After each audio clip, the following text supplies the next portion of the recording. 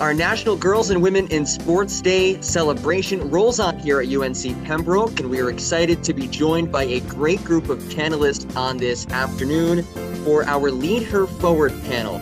I'm John Gross, and again, we have a great group of guests today. We'll go around the horn. We'll start off with Britney Padilla, the Associate Head Coach of the UNCP soccer team. Christina Chow is the Assistant AD for Compliance, and she is also the Senior Women Administrator. Coach Brittany Bennett is the head coach of the UNCP softball team. Jaleesa Harper is the assistant coach of the UNCP volleyball team. And Kendra Samuels-Eaton is the associate head coach for the UNCP women's basketball team. Thank you all for joining me today. Thank you, John. Thanks, John. All right. So one of the first things that I learned when I got into the sports industry was no two career paths are the same. So with that in mind, let's all kind of introduce ourselves with our own story. We'll start with Coach Padilla. How did you get to where you are? Well, first I started off as an athlete, multi-sport athlete, when I moved to North Carolina, and then kind of narrowed down my sports to two sports, which was basketball and soccer. And I was fortunate enough to come to UNC Pembroke on a soccer scholarship.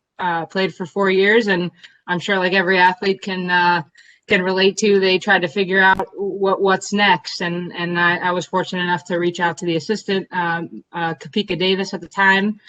She was the assistant for UNCP basketball, and I joined the team my senior year and played a season at UNC Pembroke. So that was kind of my playing career, and then became a club coach for about a year and was approached to be a GA at UNC Pembroke, and am now the associate head coach. So I've been here, I think this will be my 7th season. I am UNCP black and gold through and through.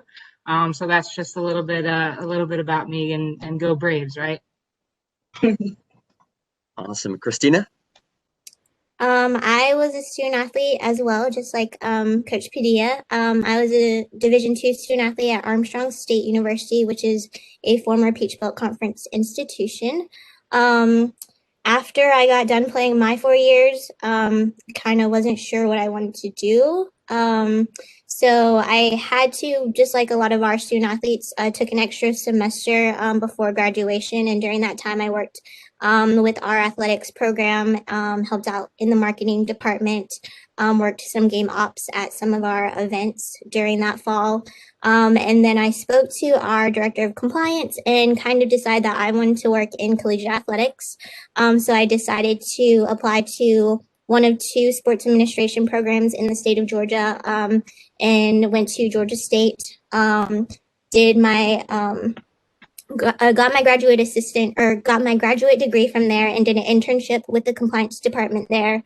And after I got done with that internship, a position opened up down the road at Georgia Tech, where I was for 2 years. And then the position here at UNC Pembroke opened up for assistant AD with compliance. So that's sort of my road to where I am now. Coach Bennett? Feeling like the grandma of the group, so I'll keep my story short. But just a position. A lot of people don't know this. I didn't want to coach. I didn't go to school to coach. I was actually a computer programmer. I graduated with a computer science degree. My head coach looked at me in my senior year and said, "You're going to coach one day." And I laughed in her face and said, "That is the weirdest idea I've ever heard." And here we are now. But I think I never could leave. I wanted to be around student athletes. I wanted to be around my teammates still. So I would say my journey was just full of hard work, starting at the bottom and working my way all the way up. That's from a GA all the way to a low paying first part-time assistant, and then to a second assistant, to a first assistant, and then switching levels to D1, and then coming back to my home at D2. And I've spent a lot of time as an assistant coach because I wanted to make sure my perspective was I couldn't learn enough before I became a head coach. So putting in the hours as an assistant under different leaders was important to me. And then once the job at Pembroke opened up, it's just, I always want to go to a place where the community surrounds the school. And I like football. So those two things go well with me, and I like the area. I've spent a lot of time in North Carolina. So that's how I ended up in the black and gold. And just like Coach Padilla and Christina and everybody here on this panel, I believe black and gold. Awesome. Coach Harper? Awesome. Well, just like everybody else, I was a former student athlete as well. Growing up, I played just about everything you could think of. And then when it came to my senior year of high school, I pretty much fell in love with volleyball and had an opportunity to play college ball as well as track in college too. So prior to, post-graduation, I actually had an opportunity to be the head coach at my high school that I graduated from. So I coached there for 3 years, and then I also coached travel volleyball for 4 years. So I had all that experience before coming here to be a grad assistant. And lo and behold, after a year, I had to fill in a full-time assistant job, and I love it here. It's a really good community here. The athletic department, was pretty tight knit, and kind of agree with Coach Bennett as far as the community surrounding the school. That's kind of how it was for me in undergrad. So I'm here, and yeah, go Braves. Coach Eaton. Well, let's see. I guess just like everyone else, I too was a student athlete. I played at Western Carolina University out in Cullowhee, North Carolina.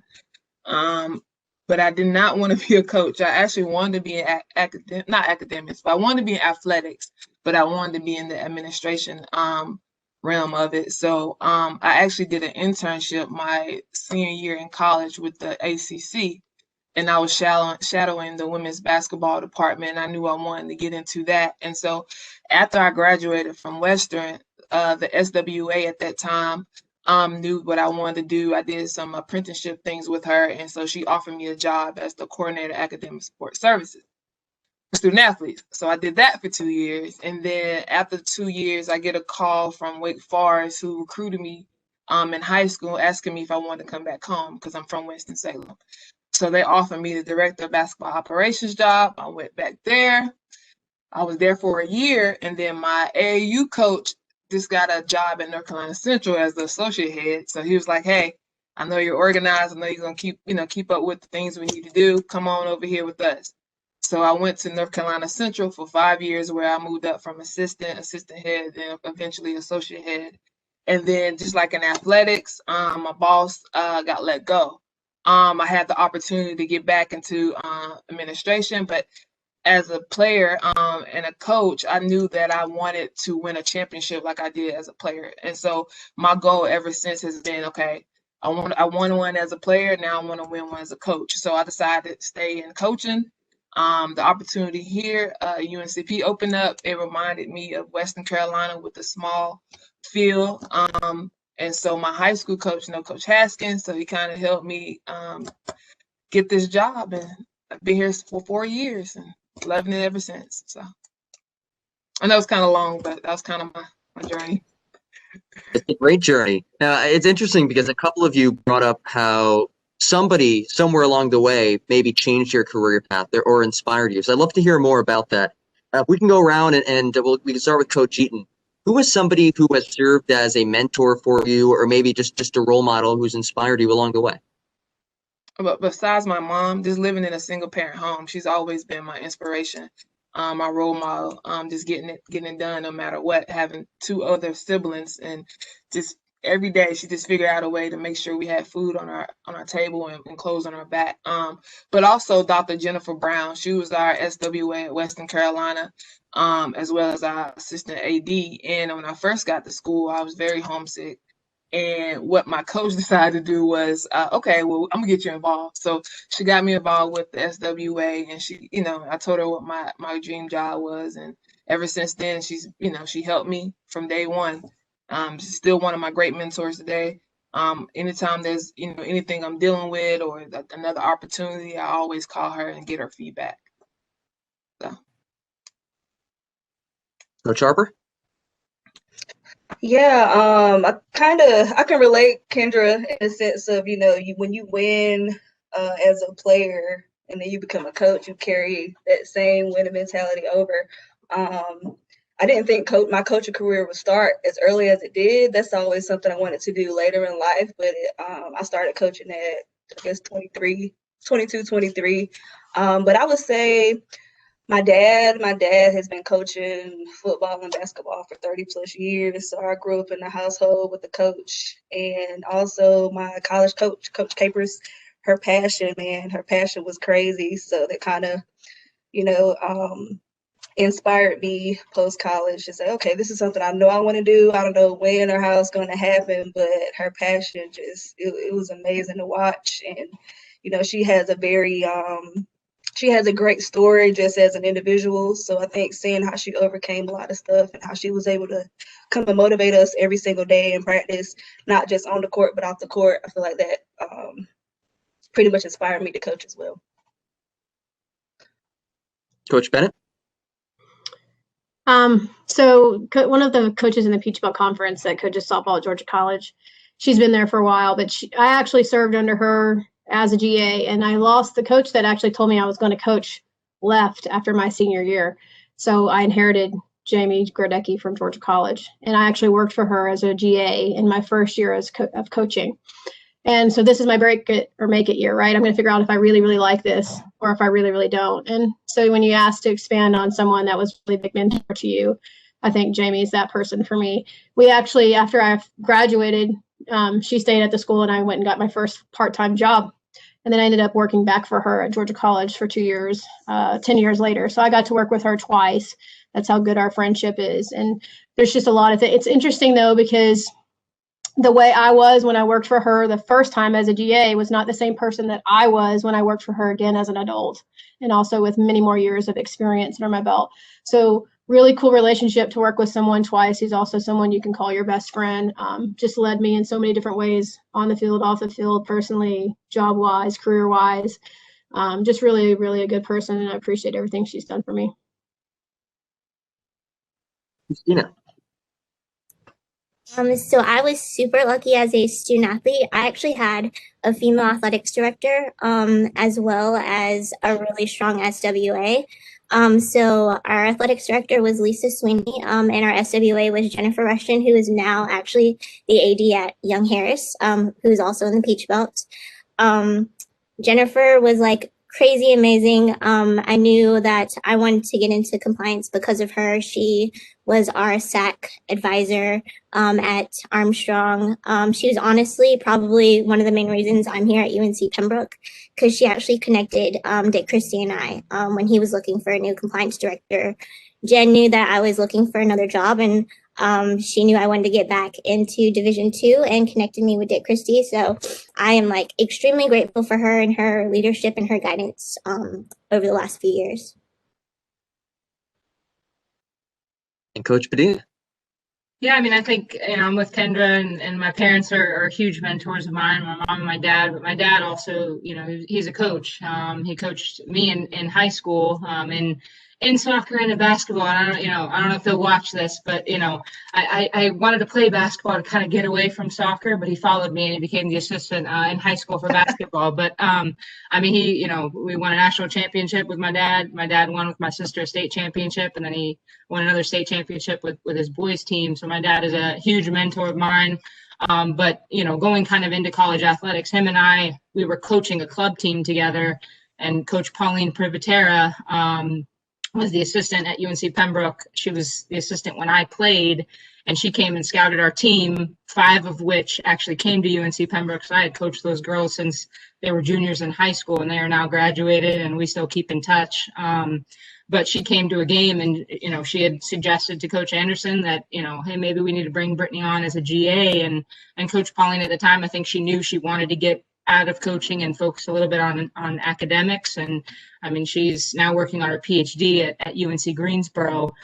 So I think she knew she wanted to get out of coaching, and she kind of, paved that way for me and gave me an opportunity. Coach Anderson also gave me an opportunity. And of course, he's a huge mentor of mine, but Coach Pauline really kind of got that ball rolling. And here I am now. So I'm definitely super thankful for them. So. All right, well, I want to open up the floor for this next question because I think this could lead to some pretty good discussion. What are some of the biggest challenges that you all personally have faced in your career? And then looking at women in sports in general, what do you think some of the biggest challenges that women working in this industry face? Whoever has an answer first can go ahead.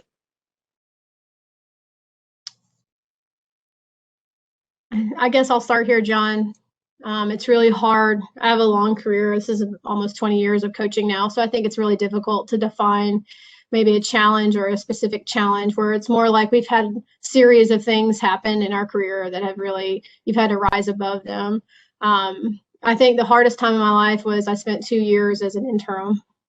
I had two coaches 2 years in a row that got pregnant, and they ended up having their babies in our softball season, so they were out on pregnancy leave.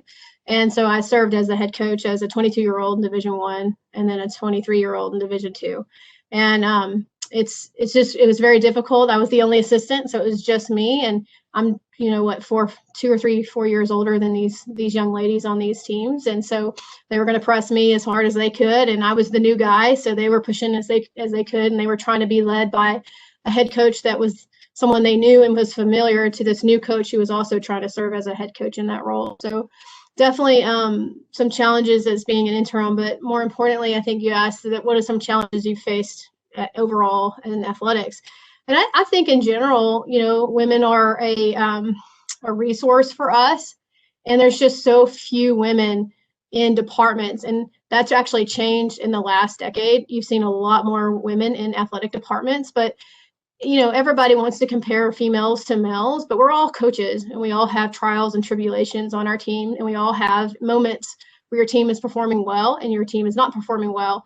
And what I've really, really enjoyed that's gone from a challenge and a struggle is that I have just more faces. Look at the faces in this room. All these women I have a decent relationship with and I think very highly of, and being able to connect with them and use the women in our department and also see them as an ally in our department instead of just being few far in between. So I do think that a challenge for me in my last, doing it for 20 years is I've gone from maybe being the only female in my department to 2 to 3 to 4 to 5 to 6.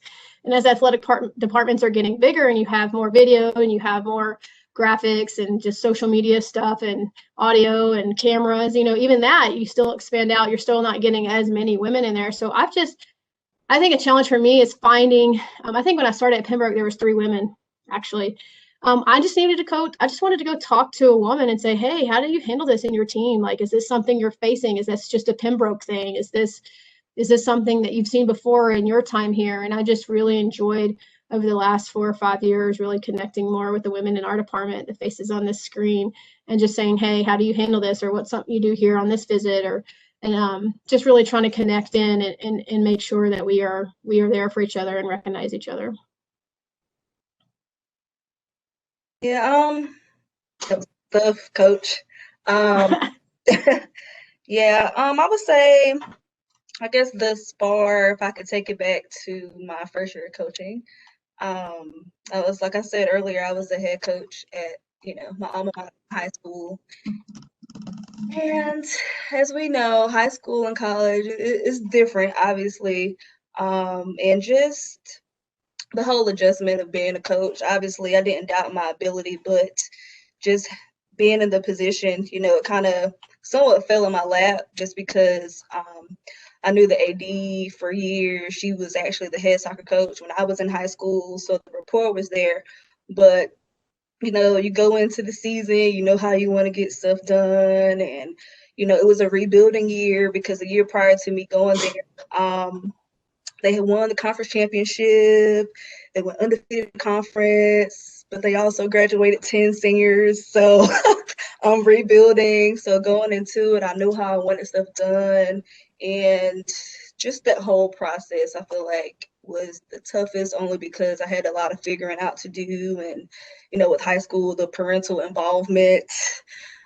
So just that whole year was crazy. I mean, we ended up finishing tied for 3rd, better than predicted. We made it to state playoffs, so it was still a good year. But just looking back now, I'm like, man, it was rough, but you got through it. So, yeah.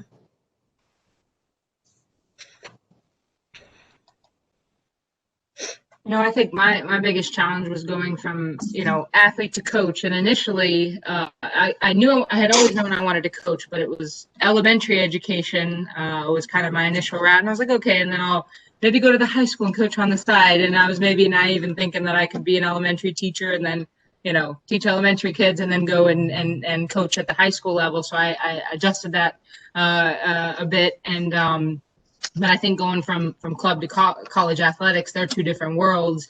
A little bit of Coach Jay's, to follow that point. You know, your parents involved. The club side is, you know, you have members, they're paying fees and they demand to play. And then you go to college athletics and it's, you know, you're picking the best players to play. And, you know, now and you're also dealing with adults. They're 18 to 22-year-olds. And this is kind of their, you know, when I was looking to be an elementary teacher or middle school, high school, you're kind of trying to get them. The sport is fun, right? You want to make sure that they don't create any burnout when they come to college athletics. This is kind of their last stop, unless they go and play professionally somewhere. But that's a very, you know, a small scale.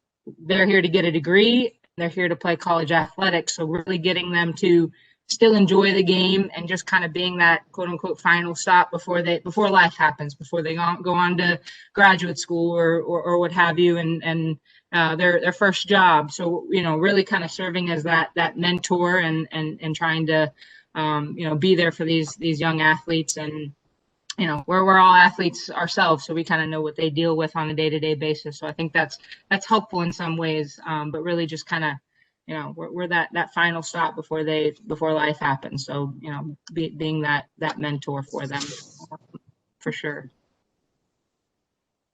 I think for me, it's just, I guess, finding that harmony. I think a lot of people say balance, but in athletics, you won't have balance. So I call it harmony, because basketball may be here, but, you know, social working out could be here, but as long as it equals 100%, it's fine. But I think as women, we're always trying to do our best because we feel like we have to, because we're always, you know, people are always looking, you know, people always want, you know, no offense, you know, I feel like it's a little bit more pressure on us. So for me, I overcome that by just doing different things, trying not to burn myself out so early in the season, so I can maybe go read a book or maybe go work out or do something like that. I think that's the biggest struggle I have, is just trying to find that harmony and trying to overcome being so involved in work, because I want us to be so successful. But at the end of the day, as coaches, you can't play for them. You can't run this play for them. You can't run, you know, we can't do all these things. As coaches, you can only put them in opportunities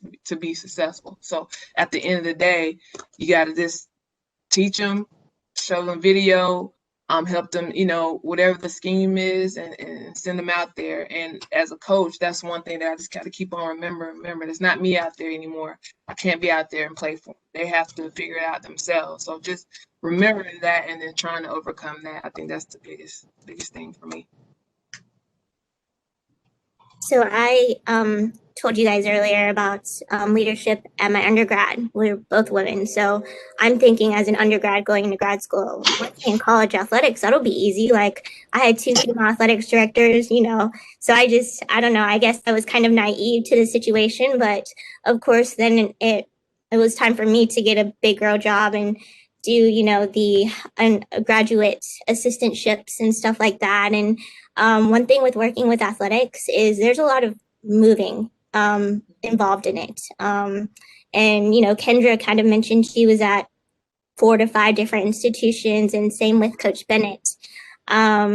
So there's a lot of moving parts that you have to think about, especially being a woman and being a wife and being a mom and having family kind of being important to you. So, you know, kind of, I think the most difficult part for me was making sure that I found like a good place where I could raise a family and also be successful as a female administrator. It was really difficult, I think, because you also have to think about like your kids and your family, making sure that you give them the same amount of time that you give your student athletes and your staff. So kind of finding that perfect spot for you is really important. Christina, I'm not going to tell the panel that I've emailed you at 10 p.m. at night and told you do not respond to this email until working hours, right? Christina's notorious for responding to emails after 10:30. You're not the only one, though. Everyone does it, and I try to be as prompt as possible.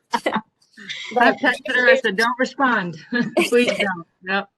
There's a point. I do.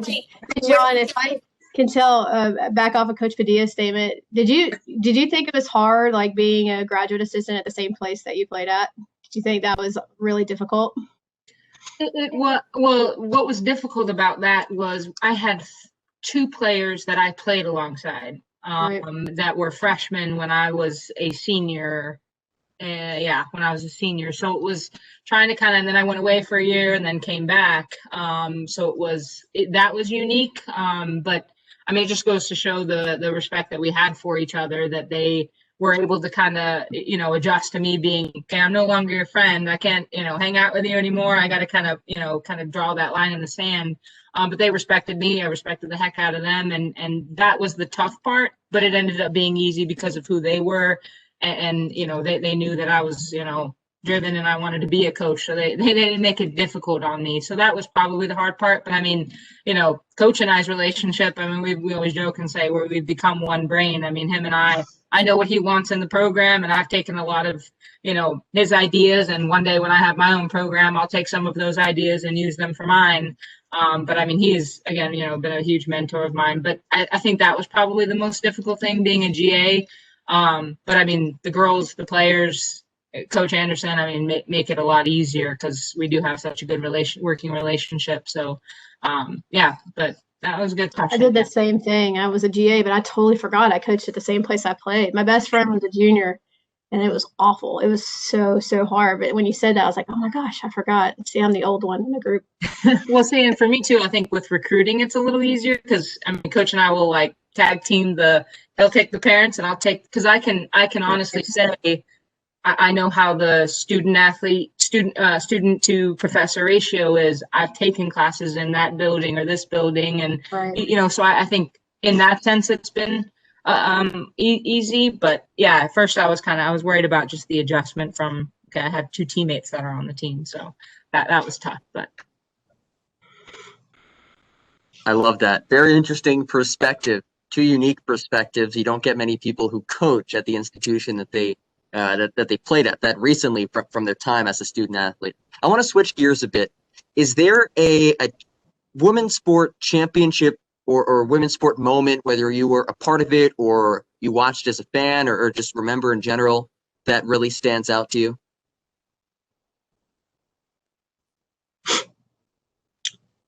I'll start again. So I watch the Women's College World Series every year, and I think the other people on this panel can actually attest to this. In 1986, when it started in Oklahoma City, you could just sit on the grass on the outside of the stadium because no one cared. You didn't have to buy a ticket. And I did this as a little kid.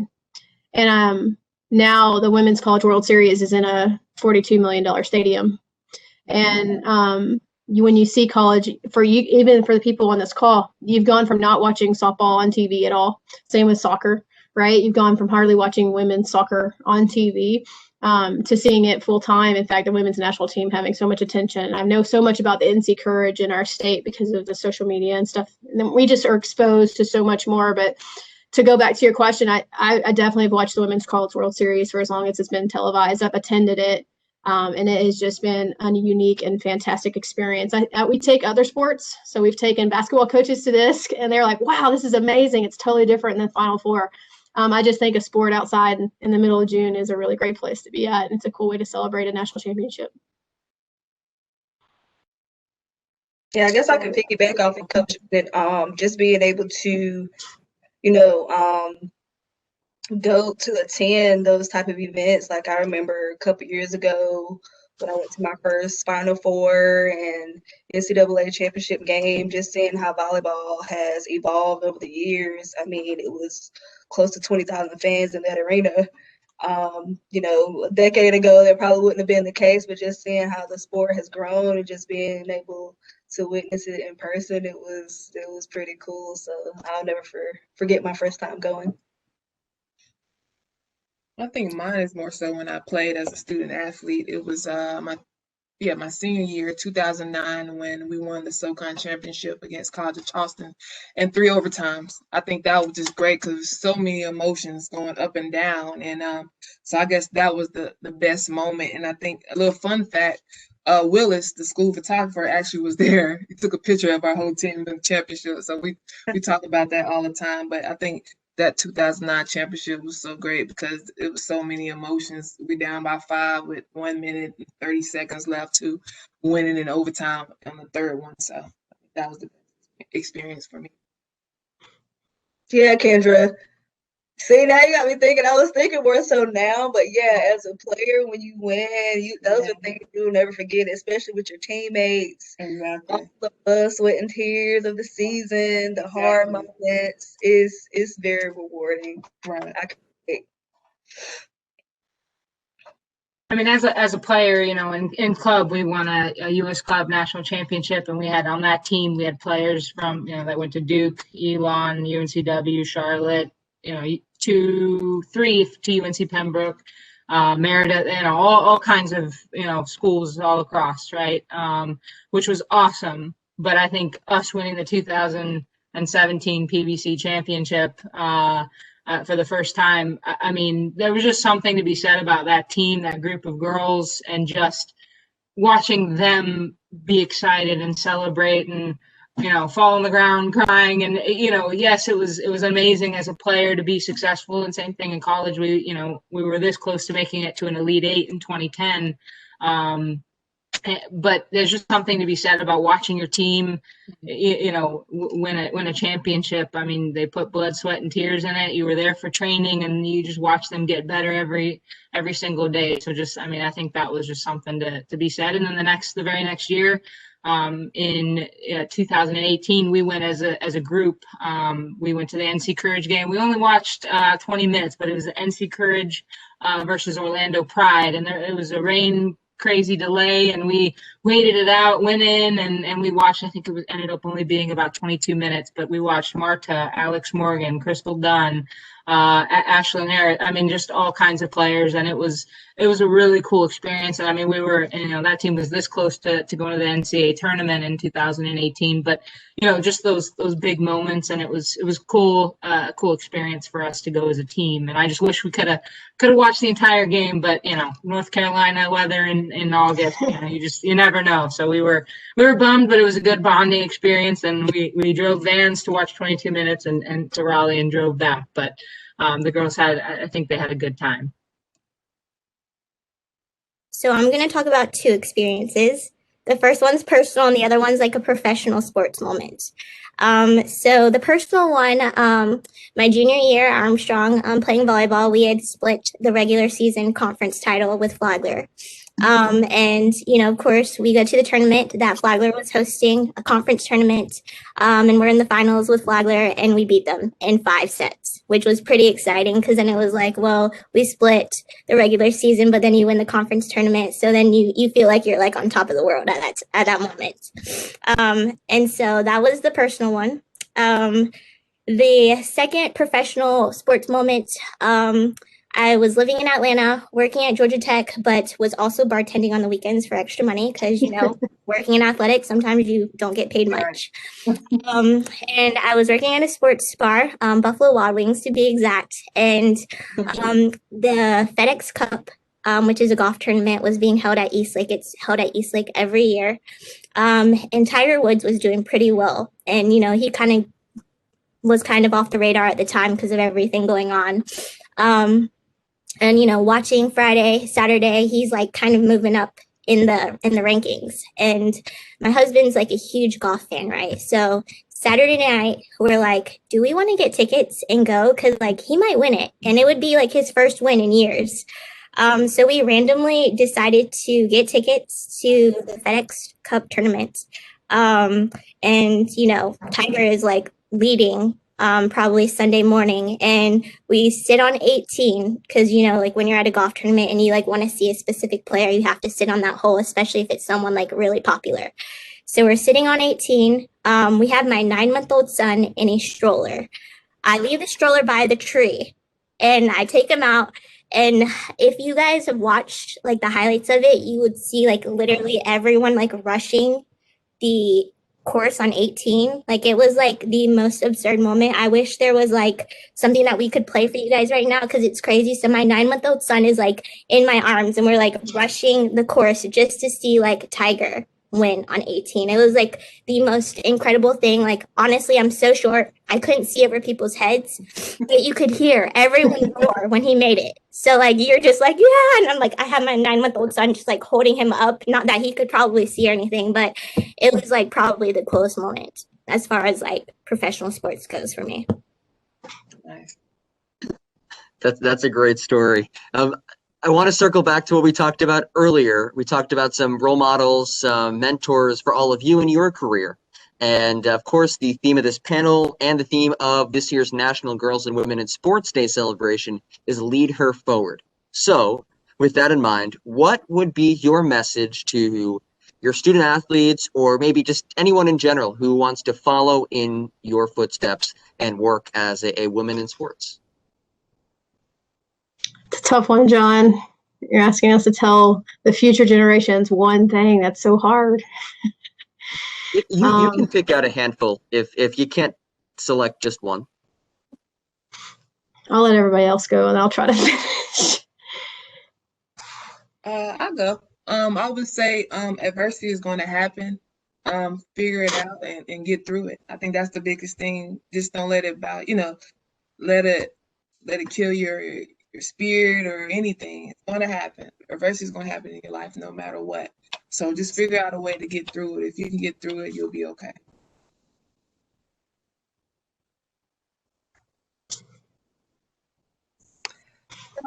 I guess I'd say be confident in who you are and know what you bring to the table. Kind of to piggyback off of Kendra, adversity is going to happen. A lot of things happen within college athletics that are out of your control, as we all know. Look at what we've gone through in the past year. But just be confident, know who you are, know what you bring to the table. Understand you may make mistakes as well.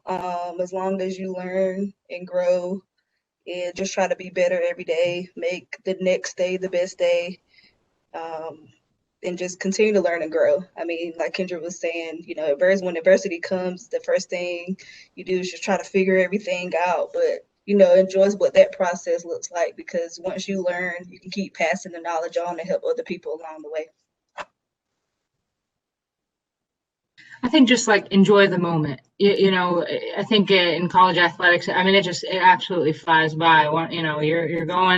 You're arriving on campus your freshman year, and then before you know it, you're getting your degree and it's all over. So I think just really just enjoying all the little moments, whether it's the bus rides, from the bus rides all the way to championships, but enjoying everything in between, and not being so focused on the wins or the losses or the training but just enjoying. I mean, female athletes are strong, hardworking, resilient, driven, goal-oriented, all those things.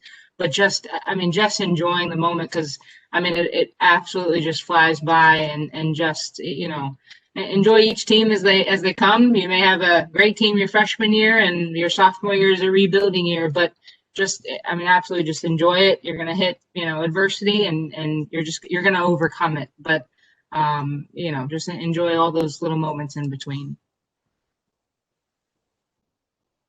I would say to always work hard. Being a female that works in athletics, there are days where I have to work twice as hard to do, to be where I am today. And to, like Coach Kendra and Coach Padilla said, you're going to face adversity. Like, there are going to be days where like you're tired and you need to like find the energy to get through it. But like, you just got to keep working hard and you got to keep pushing through it, because you can do it, and you have the ability and the strength and the willpower to get through it and be successful in whatever you want to do.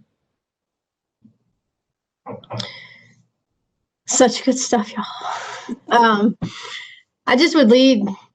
I would leave the next generation with a couple pieces of advice, and that is, you are a woman in athletics, and it's a really awesome place to be. And you'll spend majority of your time early figuring out yourself, and then figuring out everybody telling you that you can't do it, and taking a little bit more time to reach out into the networks of the other strong women in your area, in your region, mentors that you've had in your life, and building up relationships with those people so that you can expand your network to really, really excel. Because I think at some points we've all felt a little bit in a tougher world because we are females. And so just trying to find those resources that are out there for you to get better. There's so many resources. There's the Women's Leadership Academy. There's so many things that you can do coming out of college, even in your senior year of college, or getting an internship, and just really trying to expose yourself to as many opportunities as you can, because there's people on this panel, you heard them say that they didn't even know that they wanted to coach, they didn't even know they wanted to be in administration. And you really do find yourself when you spend some time shadowing underneath other people. So I would just encourage you to find other good people out in the world, and don't be scared to make that phone call or send that email. I think sometimes we're hesitant to send those because we don't know if we'll get a response, but worst thing they can do is just not respond to you or not call you back. So I just highly recommend reaching out to people. There's so many people willing to help. Great stuff, everyone. I want to thank all of you for joining me today. This has been a very insightful and powerful conversation, and I think that everyone who watches this will leave with some newfound wisdom. So thank you all for joining me today.